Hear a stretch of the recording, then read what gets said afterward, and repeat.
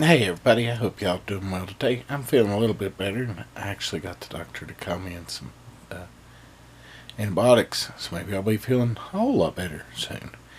Um, this is my review of last night's, in my opinion, pitiful season finale of The Walking Dead, Season 6, entitled Last Day on Earth. Um, they've done so well this season building shit up. I mean, they built, I don't know, an Everest sized mountain of anticipation. And this has to be, in so many ways, the most lackluster uh, finale they've had since The Tombs in Season 3. But it's worse because Season 3 was up and down, you know. It wasn't solid like this season. But, I mean, there's some good set pieces in this, like, like the Carol stuff. I actually enjoyed the Carol stuff. I actually enjoyed Negan's guys the first time you see him. But I nicknamed it on my local Facebook where I talk about The Walking Dead while it's on.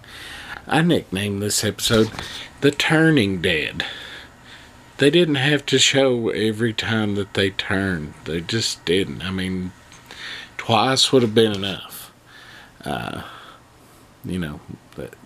makes no sense. I don't know why they couldn't have sent like one person, like Daryl. Well, Daryl wasn't with them, but one person on a motorcycle to go get that doctor, or to go get Maggie. To take Maggie. Well, it'd be hard to take Maggie, but to go get that doctor, or somebody on a horse, where they could have went through the woods and never came across the saviors. I mean, I know it has to work into the comic, but in the comic it seems much more random, and it seems much more brutal. I mean, by the time they got to the most annoying part of the episode, then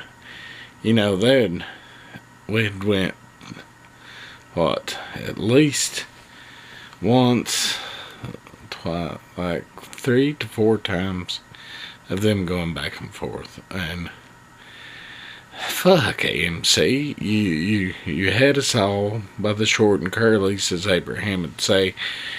And I don't know, maybe he wanted to perm him instead of, rip him off and give us an exciting episode. Like I said, I like the stuff with Carol. I like that the kingdom's kind of showing up. I hope they have the kingdom on the next season.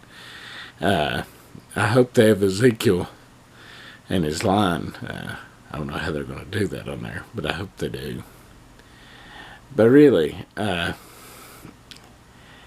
it's nice to see Negan. I wish he could cuss the way he does in the comics.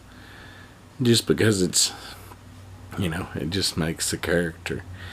But the end of it, yeah, they said on Talking Dead, oh, it's a cliffhanger. Oh, it's a cliffhanger. No, it's not. It's cheap.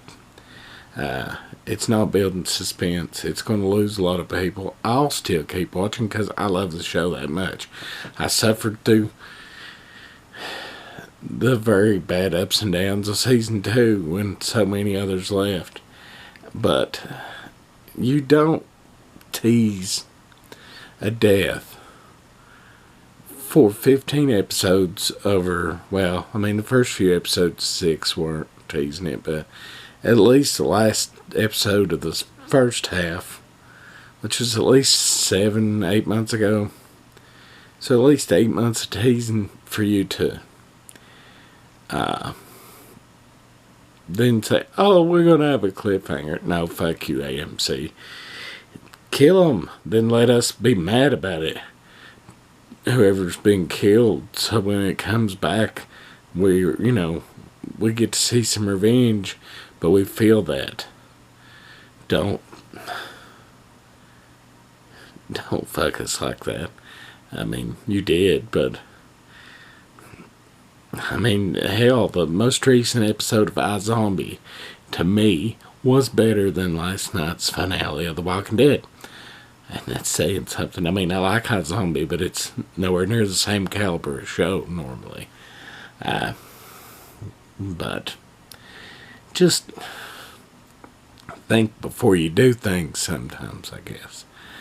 And I know there's probably some people that really enjoyed it. And I mean, I didn't hate it. I never hate an entire episode of the show, because there's almost always something redeeming. Like the Carol bit was redeeming to me.